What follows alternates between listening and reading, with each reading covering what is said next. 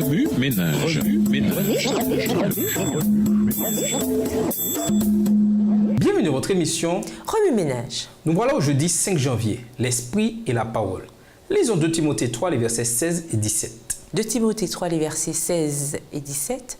Toute écriture est inspirée de Dieu et utile pour enseigner, pour convaincre, pour corriger, pour instruire dans la justice, afin que l'homme de Dieu soit accompli et propre à toute bonne œuvre.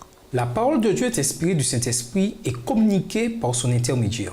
Ainsi, Dieu inspira des hommes et accorda aux prophètes les aptitudes nécessaires pour écrire ce qu'il leur transmettait dans leur propre langue, culture et situation. Dieu ne dicta pas les Écritures aux prophètes. Le mot inspiration, dans 2 Timothée 3, les versets 16 et 17, nous vient du grec théopneustos, ce qui signifie Dieu a soufflé.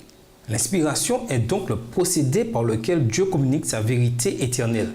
Ces révélations s'enchâssent dans le langage humain avec toutes ses limites et imperfections et cependant, elles restent le témoignage de Dieu. Dieu inspire des hommes, pas des mots. L'inspiration authentique n'efface pas l'individualité, le raisonnement, l'intégrité ou la personnalité du prophète. Les écrivains bibliques transmirent les commandements, pensées et idées de Dieu dans leur langage et leur style propre, d'où la variété du vocabulaire des différents livres, lequel reflète l'éducation et la culture des écrivains. L'Esprit de Dieu fut présent dès le commencement. Lorsque la divinité créa la terre, il fut intimement impliqué, se déplaçant à la surface de l'eau. Genèse 1, le verset 2. Il assista au baptême de Jésus. Jean 1, les versets 32 et 33.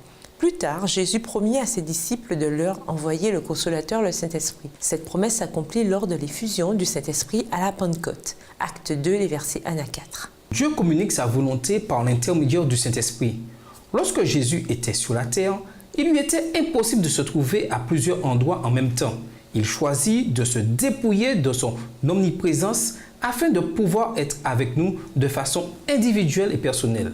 Pour pouvoir nous envoyer le Consolateur, le Saint-Esprit dans sa plénitude, il était nécessaire qu'il retourne au ciel.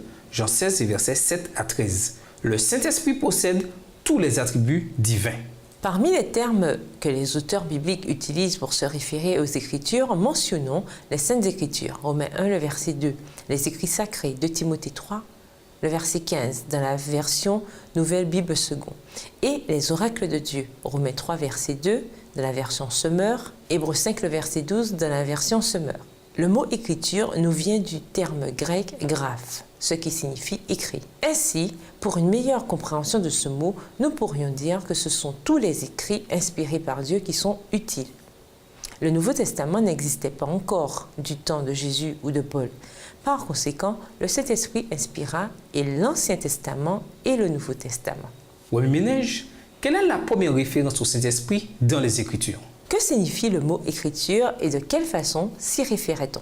Était-il nécessaire que Jésus retourne au ciel vers son Père? Au revoir. Et à demain si Dieu veut. Remue ménage.